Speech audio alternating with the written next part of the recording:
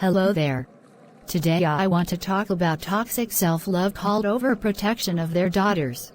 When you ask a mother or any other parent their motive of their neurotic obsession, they always justify their behavior by saying, "I don't want my daughter to get hurt. I don't want her to be outside on the street. I don't want to worry all the time. I want her to be supervised." It always selfishly starts with the word, "I want" or "I don't want." With other words, you are saying that you just don't want her to live, you don't want her to grow, you don't want her to take risks or do well in life, because that's what you are ruining with your behavior. You can protect your daughters from people or the dangers of the world, but who will protect them from you?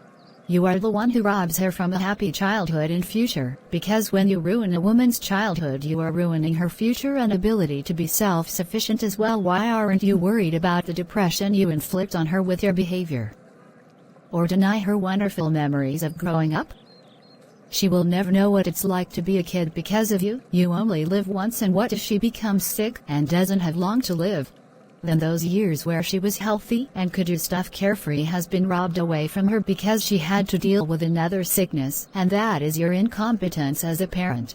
Studies has shown that girls who are overprotected have a hard time to maintain jobs, friendships, or learn a new skill in adult life, because the brain never had the chance to reach its fullest potential in its development. Some girls demand their rights at the age of 18, but most are still behind bars of their own mind, because nothing changes. They remain in a submissive state, because asking if they can do something or go somewhere will probably be no, and to protect themselves from the pain of being denied one of her basic rights, she will remain in submission, and that can lead to being prone and finding abusive partners, since they don't have the ability to guard their boundaries. Even when you give her permission to go out and have fun, after years of treating her this way, in her mind it's still secretly a no, because you destroyed her self-determinism before it has the chance to form. They also seek comfort in living in their dream world, because the real world is limited, like being locked in a room, or seek comfort in food, because these girls have been ignored by others too. Because society justifies behaviors like this and call it love. Your mother does this because she loves you is told to many girls, and her pain gets swept under the rug. She will either resent love, her caregivers, and strangers, because those people are always the bad guys according to the parents, while it's usually the family members who abuse your children. Or she will convince herself that it's for the best and just has to suck it all up, or will become a loose cannon, because all she wants is to be saved, and that plea has fallen of deaf ears. Most girls want to be treated like an adult and respected as one, but also fear being treated like an adult, because they have been sheltered and drilled into their skull that the real world is a bad place and disobedience brings death. Receiving protection is like a kiss or a hug. It's only appreciated if you want it, not when it's forced upon you, and your paranoia should never force or adapt to it. You adapt to your paranoia, you go seek professional mental help, and you will drive her around whenever she needs it. You should change or adapt, not her. She never asked to have you as a mother, but you asked to have children, so it's a disservice to treat them like their will to be free don't matter. Everyone would feel bad about a butterfly being caught in a jar, but no one feels bad for a poor girl with a mother or parents like that.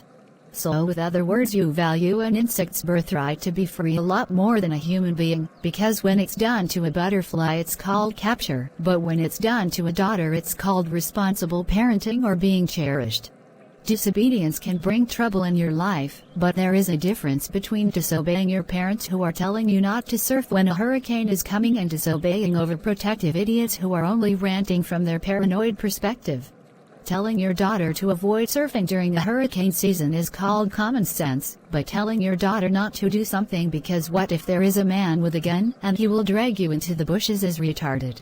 A bee can sting you too and you'll have an allergic reaction and be close to death, so are you going to remain indoors?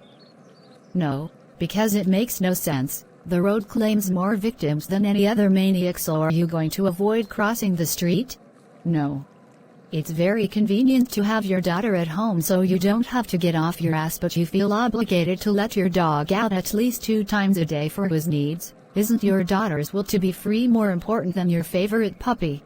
When you grow up, you are supposed to gain more flexibility and responsibility as you age, but with overprotective nut jobs you don't get the flexibility. You are treated like a dumb child who can't decide for herself what's good for her or be mindful of her own well-being, but they are only treated as an adult when it benefits the overprotective nut jobs. Being protective is not necessarily bad, but the way you act out on it is. Ask yourself this: are you protective because your daughter is an idiot with no conscience?